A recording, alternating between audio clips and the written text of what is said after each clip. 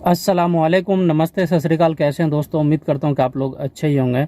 आज की इस वीडियो में हम बात करने वाले हैं इंडिया से सऊदी के लिए नॉर्मल फ़्लाइट कब से स्टार्ट होने की चांस है। जो लोग इस वक्त सऊदी में हैं उनका सवाल है कि मैं इंडिया छुट्टी पे जाना चाहता हूं, फ़्लाइट का टिकट हम किस तरह से बुक करें जो सस्ता भी रहेगा और लगेज भी अच्छा रहेगा। इंडिया पहुँचने के बाद कौन कौन से एयरपोर्ट पर क्वारंटाइन किया जा रहा है।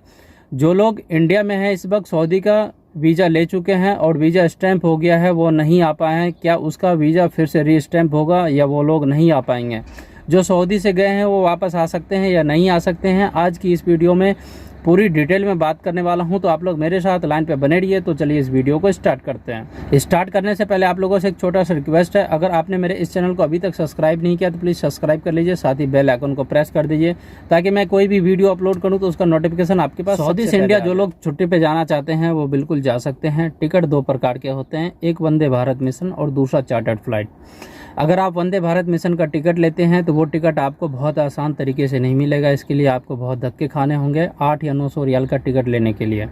तो मैं आपको बता दूं कि ये वंदे भारत मिशन का टिकट का आप चक्कर छोड़ दो, आप चार्टर्ड फ्लाइट का टिकट ले लो।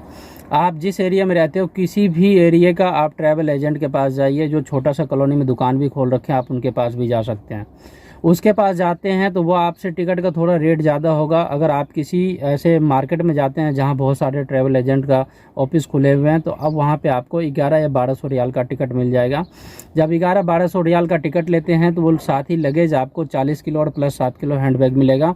और वो साथ ही आपको ये भी बता देगा कि आपका PCR टेस्ट कहाँ से होगा और कितने पैसे का होगा, क्योंकि बहुत से भाइयों का सवाल होता है कि ये हॉस्पिटल कहाँ है, मुझे टेस्ट करवाना है।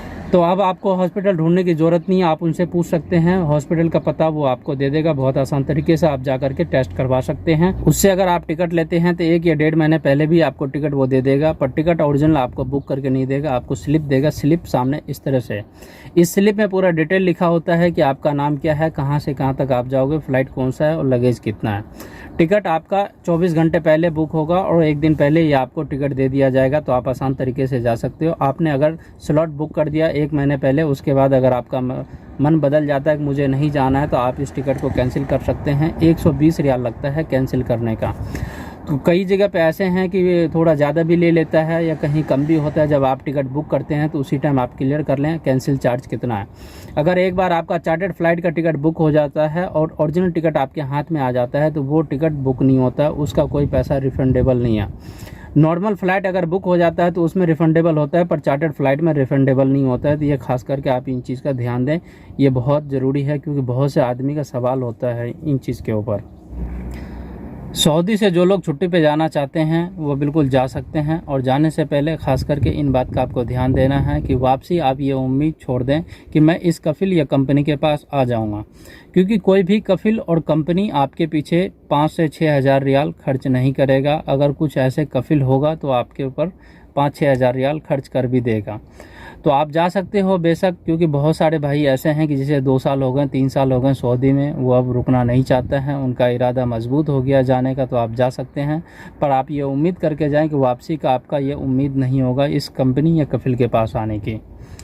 और बहुत से भाइयों का सवाल ये भी है कि इंडिया में क्वारंटाइन कौन कौन से एयरपोर्ट पर किया जा रहा है।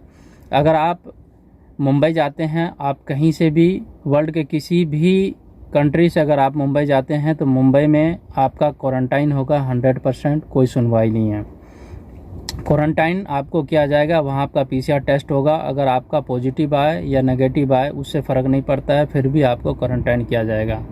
अगर आप दिल्ली जाते हैं तो दिल्ली में भी आपका कुछ हद तक क्वारंटाइन है और क्वारंटाइन नहीं भी है। क्वारंटाइन नहीं और है का मतलब ये है कि अभी 3 दिन पहले एक मेरा यार दोस्त है जो कि सऊदी अरबिया रियाद से गया हुआ था और सऊदी में PCR टेस्ट करवा के गया। जब वो दिल्ली एयरपोर्ट पे उतरा तो उतरने के बाद वहाँ पे उसका PCR टेस्ट हुआ और टेस्ट में उसको पॉजिटिव दिखा दिया गया है कि इसे कोरोना है, उसे क्वारंटाइन कर दिया गया है। बताओ, यहाँ से जब आदमी ठीक ठाक गया और जाने के बाद दिल्ली में उसको क्वारंटाइन कर दिया, बहुत ही दुख की बात है ये।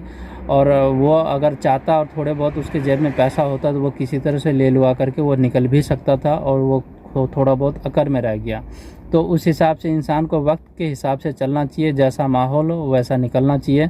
अगर आप लखनऊ का फ़्लाइट लेते हैं तो लखनऊ में आपका कोई भी क्वारंटाइन नहीं किया जा रहा है। 900 रुपये खर्च होगा आपका, एक PCR टेस्ट होगा। अगर आप कलकत्ता का फ़्लाइट लेते हैं तो कलकत्ता में भी आपका क्वारंटाइन नहीं है, वहाँ भी आपका एक टेस्ट होगा, और हैदराबाद में भी आपका टेस्ट होगा, कोई क्वारंटाइन नहीं होगा। तो आप इस तरह से आप जा सकते हैं, क्योंकि बहुत से भाइयों का सवाल था क्वारंटाइन को लेकर के, तो मैं चाहूँ कि इस वीडियो में आपका क्वारंटाइन का भी क्लियर कर दूँ। अब हम बात कर लेते हैं इंडिया के बारे में। बहुत से भाइयों का सवाल है कि मैं सऊदी से इंडिया छुट्टी पे आया हूं और मेरा वीज़ा भी एक्सपायर हो गया है, इकामा भी एक्सपायर हो गया, कफिल कंपनी वीज़ा का डेट नहीं बढ़ा रहा है। तो इस केस में आप बिल्कुल नहीं आ सकते हैं। 3 साल के लिए आप सऊदी में बैंड हो गए, 3 साल तक आप सऊदी नहीं आ सकते हैं।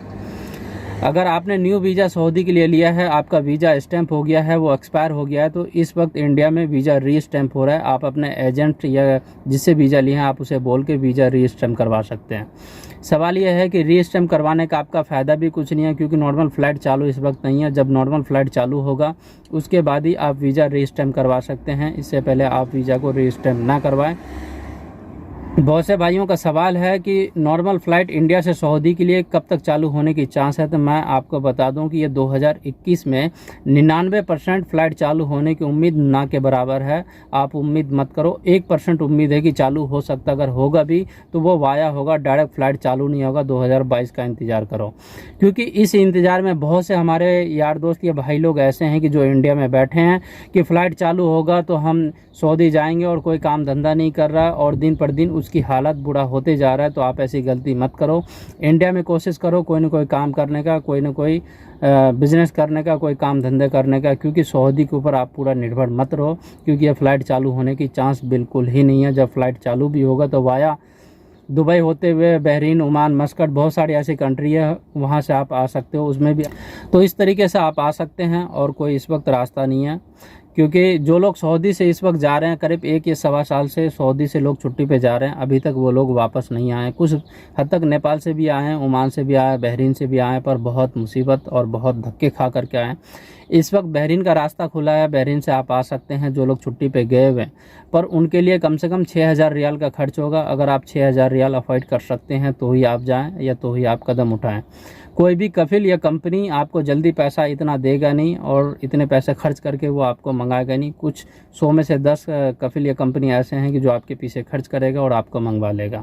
बाकी सब तो ऐसा ही है कि आपको नहीं मंगवाएगा।